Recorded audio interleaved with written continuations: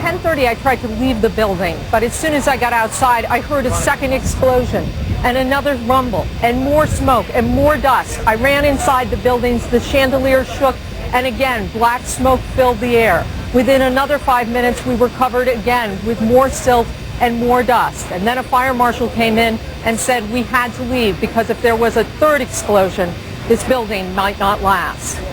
It just went ba-boom. It was like a bomb went off. And it was like holy hell coming down them stairs. And then when we finally got to the bottom, they were coming out on the mezzanine level there, and another explosion came right from it, just everything went flying right in front of me. Everything just went boom.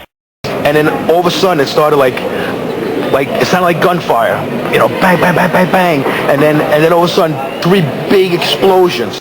As we were getting our gear on and making our way to the stairway, there was a heavy-duty explosion. When you're down there, Dan, you hear smaller secondary explosions going off every 15 or 20 minutes, and so it is an extremely dangerous place to be.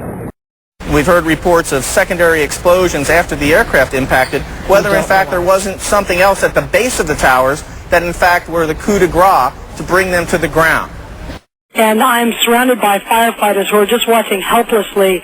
They've had to suspend their rescue operation, and they're just watching a burning hulk of building right now. The front part of the World Trade Center has completely sheared off, as well as many of the upper floors. And every few minutes you'll hear like a small sort of a rumbling sound, almost like an explosion sound, and another chunk of it will come flying down into the street.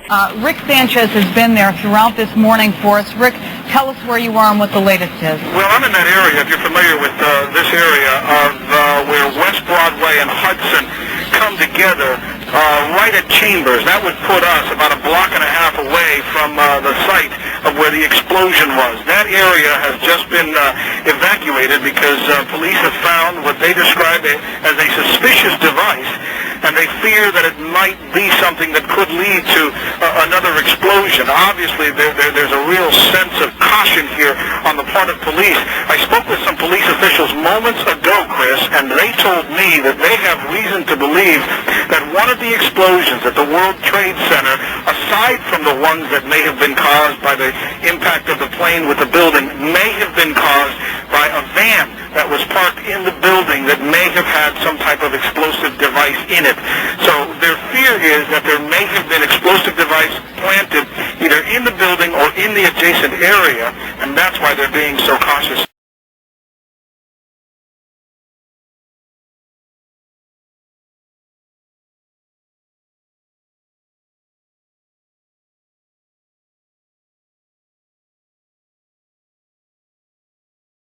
One of the fire department teams found them, but we didn't think they were going to make it. Well, certainly you got out. Well, me and Mr. Hesh, the corporation counsel, were on the 23rd floor. I told him we got to get out of here.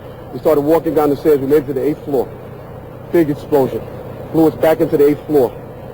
And I turned to Hesh. I said, "This is it. We're dead. We're not going to make it out of here." I took a fire extinguisher and I bust the window out. That's when this gentleman.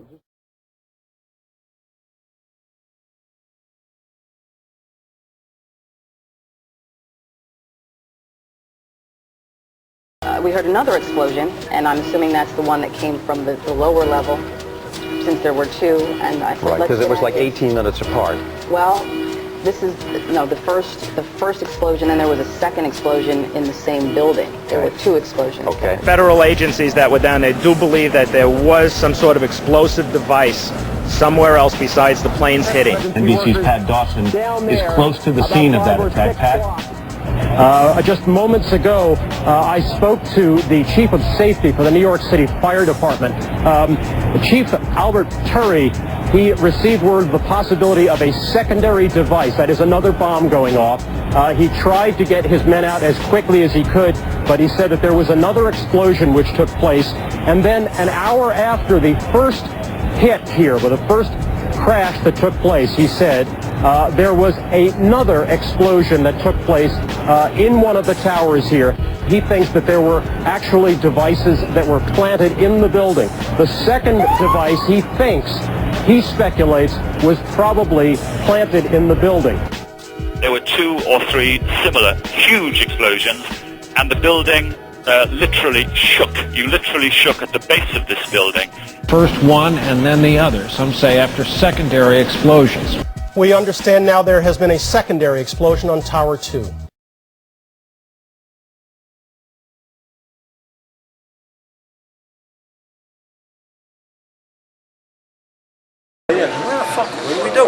We made it outside. We made it about a block. We made it at least 2 blocks, and we started running floor by floor instead of popping out. It was if they had detonated. Yeah, detonated. If they were planned to take down a building. Boom, boom, boom, boom, boom, boom, boom, boom. All the way down. I was watching it and running. Just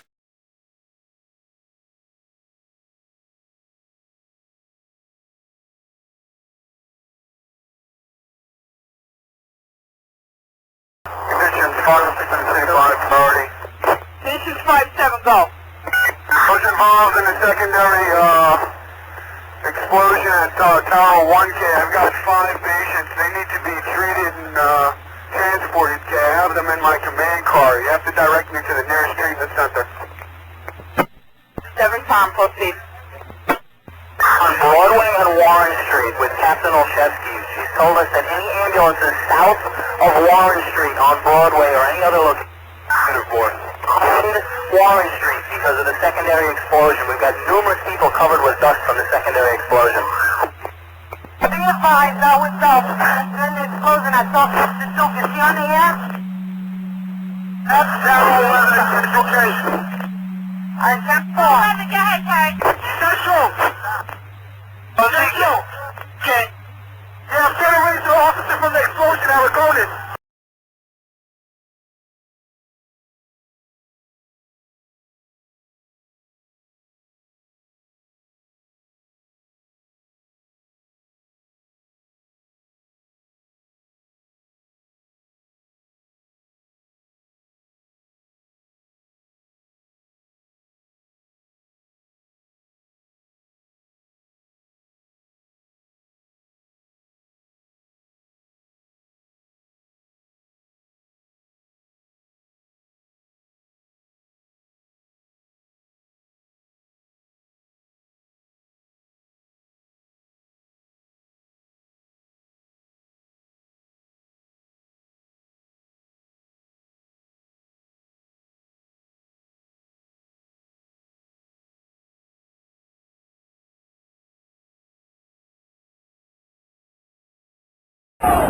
Never before in history has a steel-framed high-rise building collapsed simply because of fire.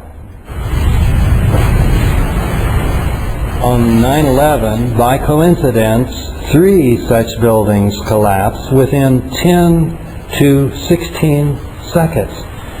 Almost free fall speed. In other words, if you had dropped a brick from the top of the World Trade Center, it would have taken about that time to hit the ground.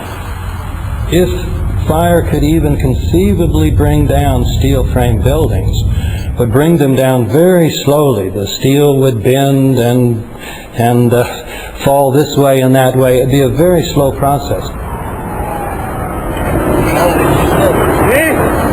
The pictures that we see are consistent with what is called controlled demolition.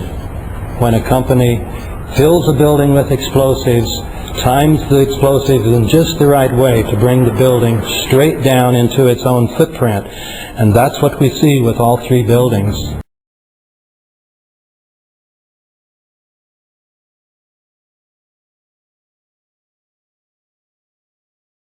Managed implosion of the building.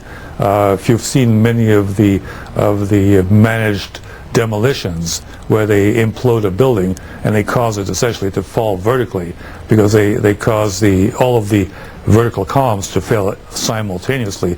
That's exactly what it looked like, and that's what happened. It was live on television. I mean, just literally millions of people